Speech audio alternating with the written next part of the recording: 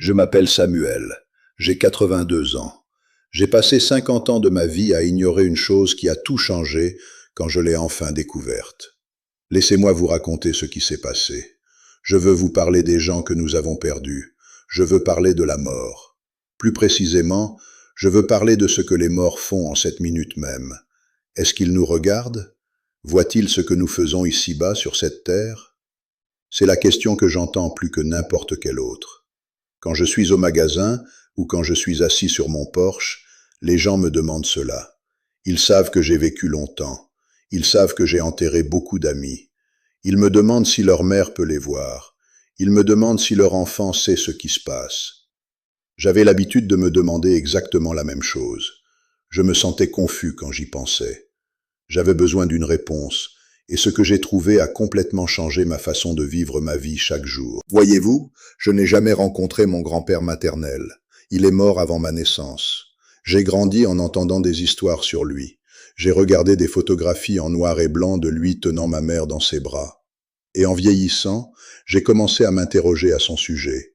Je m'asseyais dans mon fauteuil près de la fenêtre et je me disais: est-ce que mon grand-père sait que mes parents ont eu d'autres enfants après ma mère?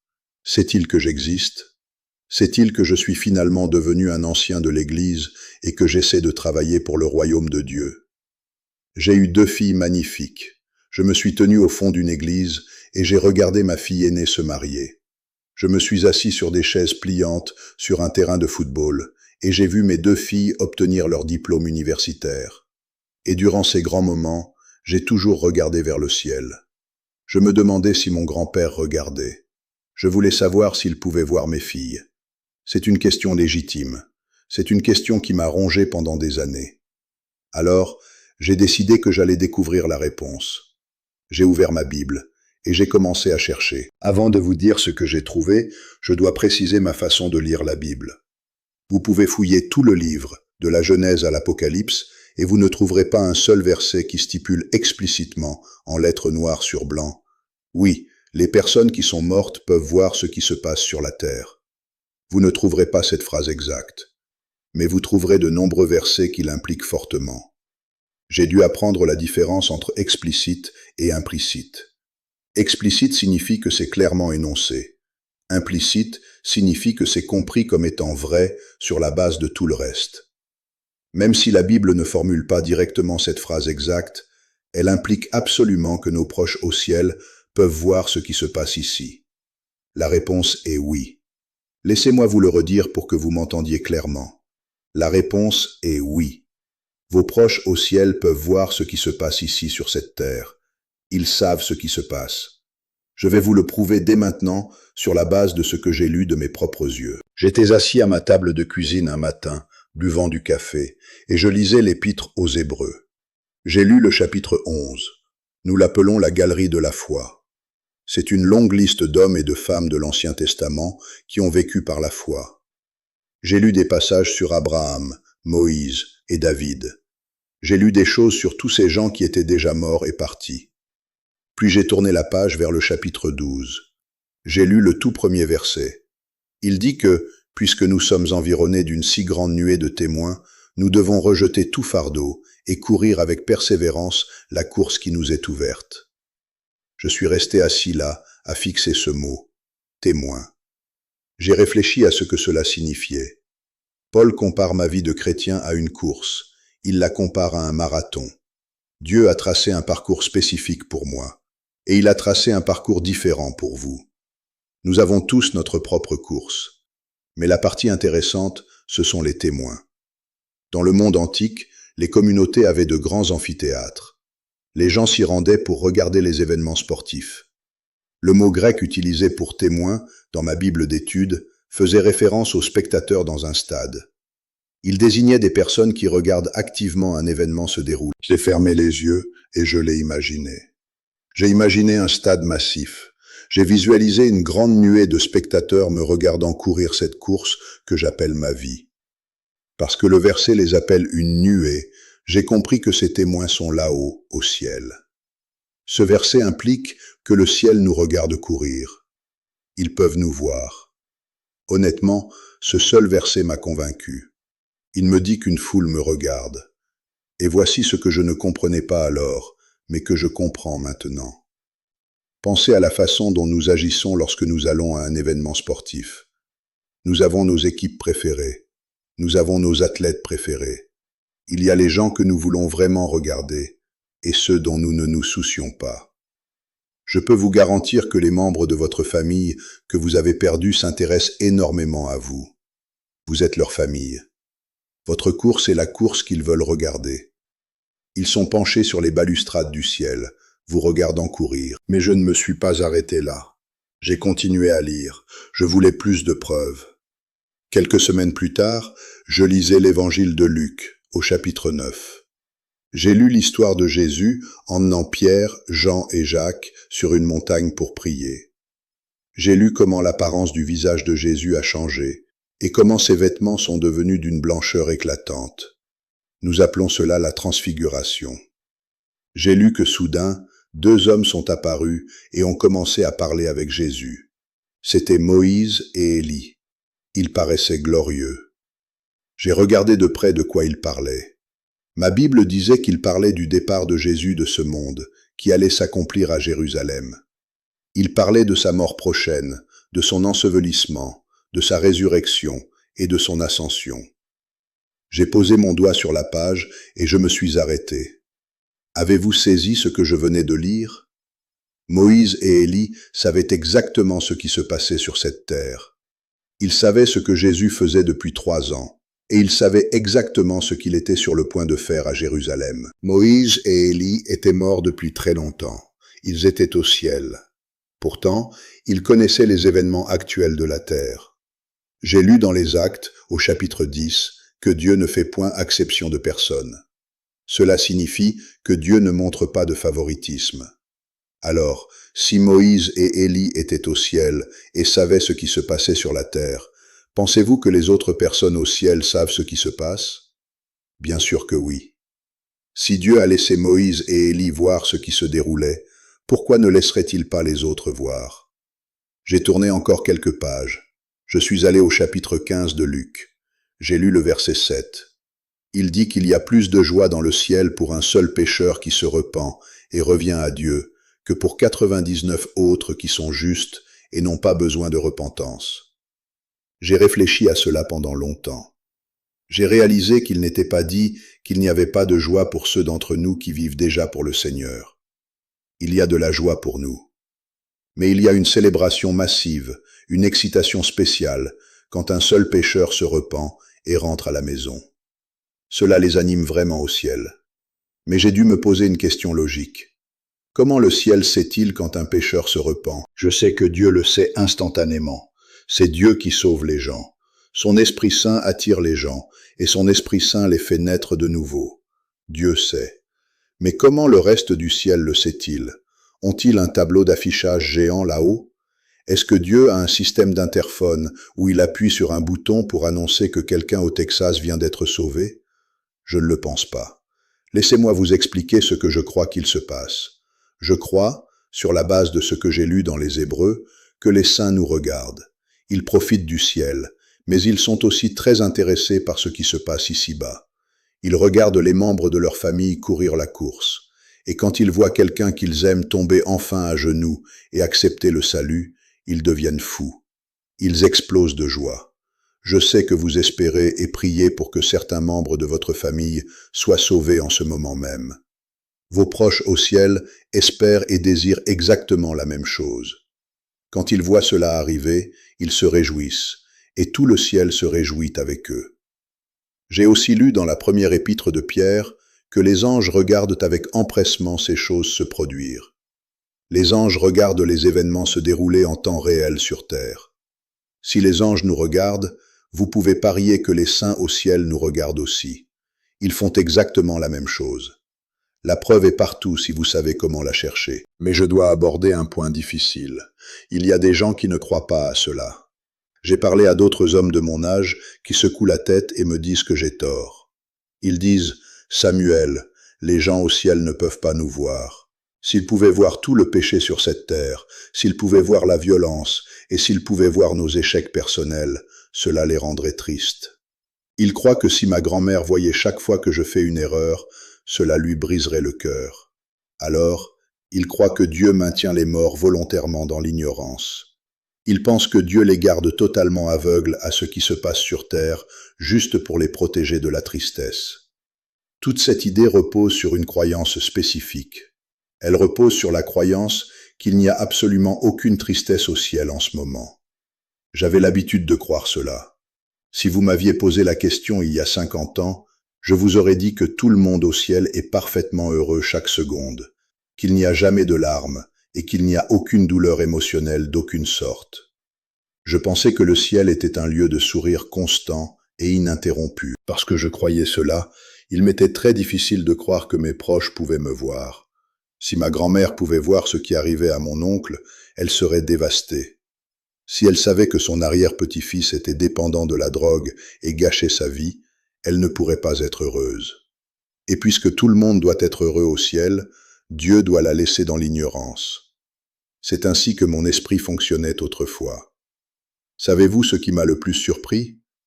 Je me suis demandé d'où me venait réellement cette idée. J'ai réalisé que j'avais absorbé beaucoup d'idées sur Dieu et le ciel simplement en étant assis à l'église et en écoutant les gens parler. J'avais construit ma propre théologie sans jamais vérifier dans les Écritures si c'était vrai. Je pensais savoir ce que je croyais, mais je n'avais aucun verset pour l'appuyer. J'ai fini par trouver le verset que tout le monde utilise pour dire qu'il n'y a pas de tristesse au ciel. C'est dans l'Apocalypse, au chapitre 21. J'ai ouvert ma Bible et j'ai lu le verset 4. Il dit que Dieu essuiera toute larme de leurs yeux et qu'il n'y aura plus ni mort, ni deuil, ni cri, ni douleur, car les premières choses ont disparu. J'ai lu ce verset et j'ai pensé, eh bien le voilà.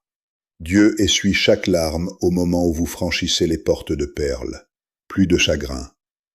Mais j'ai alors décidé de faire quelque chose que j'aurais dû faire des années plus tôt. J'ai lu le contexte. Je suis revenu au verset 1 de ce même chapitre. Je l'ai lu lentement.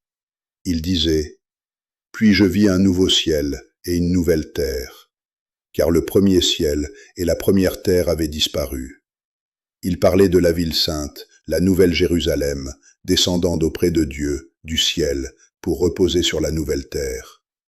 Il disait que la demeure de Dieu est maintenant parmi ses peuples, et qu'il habitera avec eux. Et c'est alors qu'il est dit qu'il essuiera toute larme de leurs yeux. Je me suis adossé à ma chaise. J'ai senti un frisson parcourir mes bras. Je ne le savais pas à l'époque, mais j'avais mal lu cette promesse toute ma vie. Quand est-ce que Dieu essuie les larmes? Quand n'y a-t-il plus ni mort, ni deuil, ni cri? Cela arrive après que l'ancien ciel et l'ancienne terre ont disparu. Cela arrive quand Dieu fait descendre la nouvelle Jérusalem sur la nouvelle terre. Écoutez-moi attentivement. Pour que Dieu puisse essuyer une larme, il faut d'abord qu'il y ait une larme sur ce visage. Cela signifie qu'en ce moment, avant la fin du monde, il y a des larmes. Je crois que le ciel est l'endroit le plus beau que je puisse imaginer. Je crois que c'est un lieu de grand réconfort.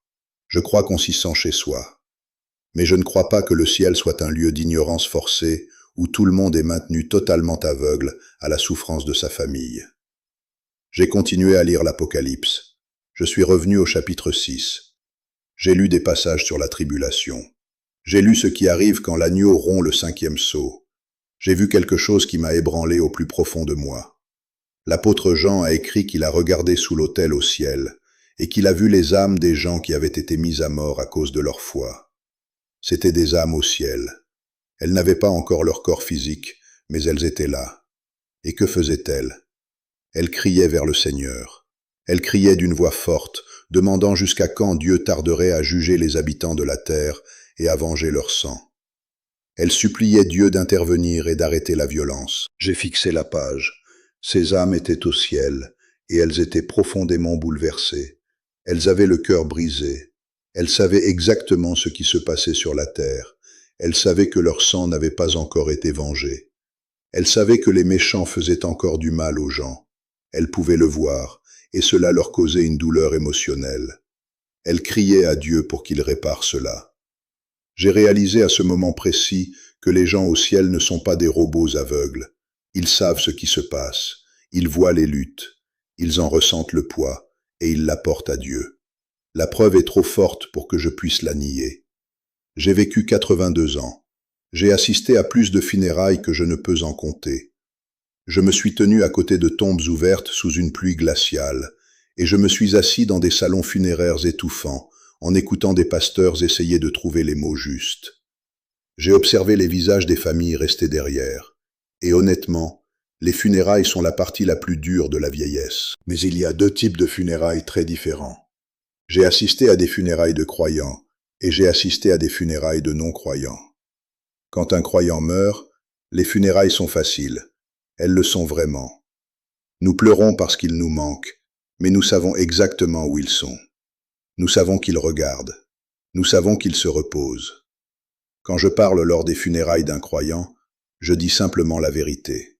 Je parle de Jésus, parce que c'est ce que la personne décédée voudrait que je fasse. Cela n'offense personne. Même les non-croyants dans la pièce hochent la tête, parce qu'ils savent que leur proche a vécu pour Jésus. Mais les funérailles pour les non-croyants sont complètement différentes. Elles sont pesantes. Elles semblent sombres. Je m'assois sur le banc et je regarde le pasteur transpirer. Je vois le lourd fardeau qui pèse sur lui. Il doit se tenir là et essayer de réconforter une famille en deuil, mais il connaît la vérité. Je connais la vérité aussi. Quand un non-croyant meurt, nous savons où il se trouve. J'observe les membres de la famille. Ils sont intelligents. Ils savent que leur grand-mère n'est jamais allée à l'église. Ils savent qu'elle n'a jamais accepté Jésus. Ils savent qu'elle était peut-être une dame gentille avec de bonnes mœurs, mais que Jésus n'a jamais été son Seigneur. Selon les critères humains, c'était une bonne personne. Mais Dieu est juste, et la Bible dit qu'il n'y a point de juste, pas même un seul. Les seules personnes qui entrent au ciel sont celles qui ont mis leur confiance dans la justice de Jésus-Christ, car il a payé pour nos péchés. Je regarde le pasteur essayer de gérer cela. S'il dit la dure vérité et affirme qu'elle n'est pas au ciel, la famille se mettra en colère et se détournera totalement de Dieu. S'il se contente de prêcher des généralités sur le fait que Dieu prépare une place pour tout le monde, il ne dit pas la vérité. C'est une situation terrible. J'ai vu des gens que j'aime refuser d'accepter l'Évangile parce qu'ils ont été élevés par des parents qui n'étaient pas chrétiens.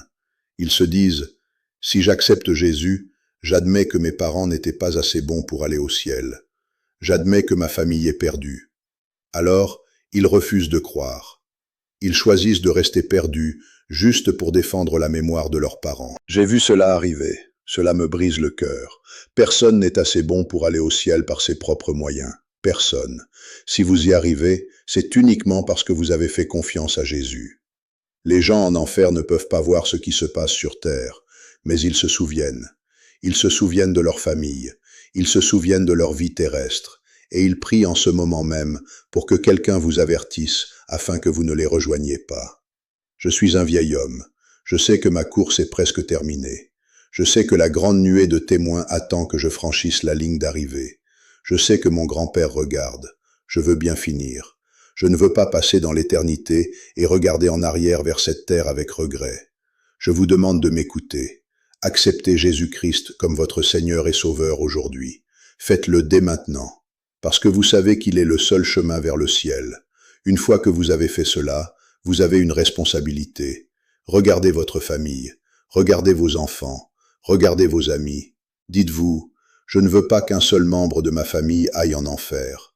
Faites tout ce que vous pouvez. Invitez-les à l'église, partagez l'évangile avec eux. Vivez devant eux une vie qui leur donne envie de vous demander pourquoi vous êtes si différents. Parlez-leur de Jésus. Si vous ne le faites pas, un jour votre cœur cessera de battre. Vous rendrez votre dernier soupir. Si le Christ ne revient pas d'abord, vous allez mourir. Et quand vous serez au ciel, regardant vers le bas les gens que vous avez laissés derrière vous, vous allez les voir courir leur course. Vous allez les voir se diriger vers le bord d'une falaise, et vous vous demanderez, les larmes aux yeux, pourquoi ne leur ai-je pas parlé de Jésus quand j'en avais la chance? N'attendez pas. Les témoins regardent. Courez votre course. Avertissez votre famille. Je continuerai à dire cette vérité jusqu'à ce que mes poumons lâchent. Que Dieu vous bénisse.